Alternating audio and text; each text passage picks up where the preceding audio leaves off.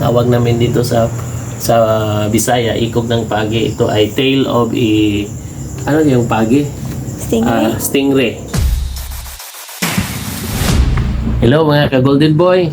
Welcome back po sa Golden Boy Vlogs. Ang topic po natin ngayon ay patungkol sa isang original Filipino music o OPM music. Ito po ay pinamagatang Batang-Bata Ka Pa na sumikat noong dekada 80. Kinanta ito ng Apo Hiking Society. Bago po tayo magpatuloy, mag-shoutout muna tayo sa ating mga kaibigan. Shoutout po ni Jel Fuerzas Marquez. Shoutout agaw ni Paring Jovito. Hindi nakalimutan ko pag-shoutout sa last vlog ko. Pare, shoutout si Rosalie at Ma'am Marge. Magka-office mate ito sa Dawes National High School. At si Floyd, Paring Floyd Batausa, Sir Floyd Batausa. Shoutout Paring Floyd.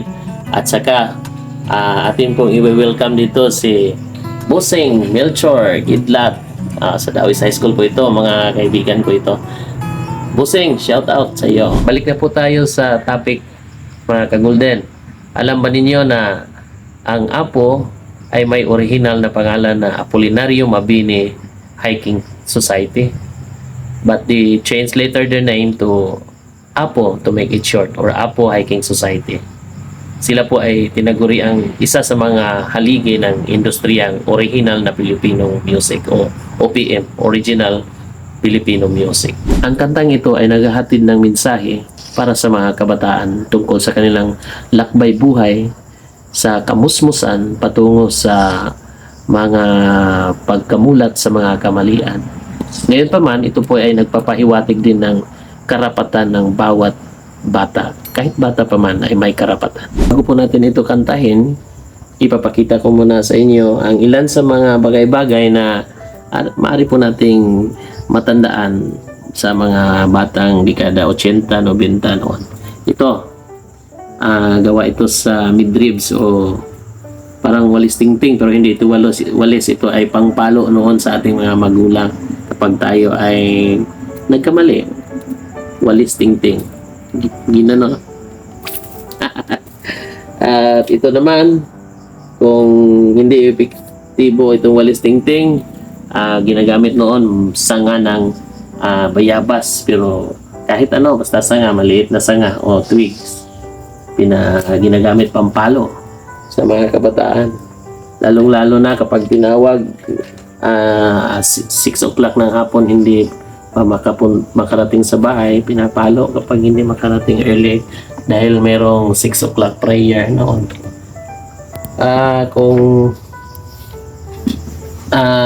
galing sa trabaho yung tatay, no, ito pinapalo, ginagamit sinturon o pakos o latigo, pinapalo para to discipline the child, pero not to the extent na masyadong malakas, kasi noon wala pang child child Protection.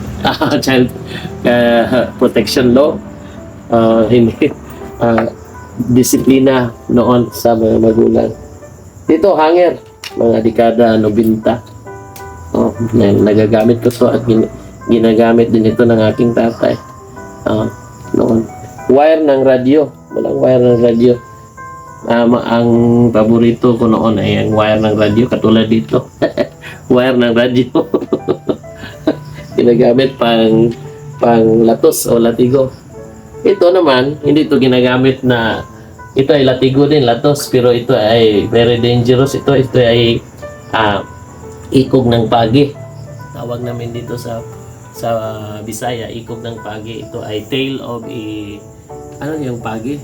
Stingray. Stingray. Ginagamit ito ng mga barangay captain, mga punong barangay o kapitan del barrio, para pang ano ng mga standby, hindi pang latigo ng mga standby. Ginagamit lang po ito to ano yan, kanang tinatakot. Warning. Warning. Nariyan si Kapitan Latigo. So, yun nga guys. at kantahin ko po yung anong kanta yun? Batang bata ka pa.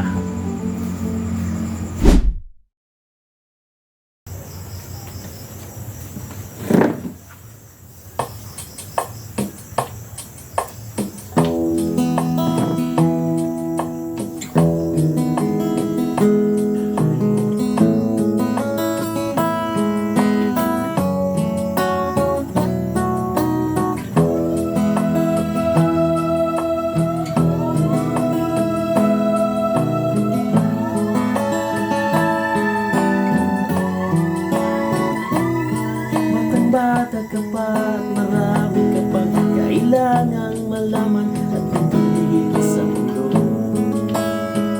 Yan ay totoo. Nagkakamali ka kung akala mo na ang buhay ay isang umting paraiso lamang.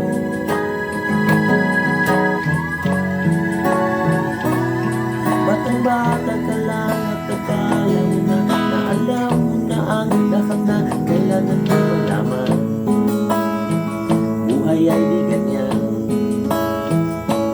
Tanggapin mo na lang ang katotohanan na ikaw ay isang musmus lang na wala pang alam.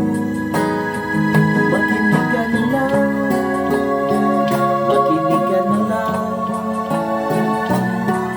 Ganyan talaga ang buhay, lagi kang sasabihan pagkat ikaw ay bata at wala pang nalalaman. Makinig ka sa aking payo pagkat musmus ka lamang at malaman ng maaga ang gusto sa kamalian.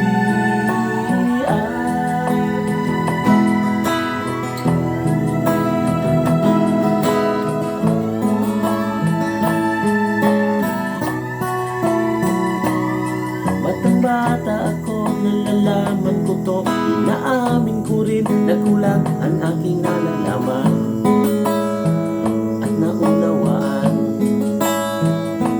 Ngunit kahit ganyan ang kinalalagyan, alam ko na may karapatan bawat nilalang.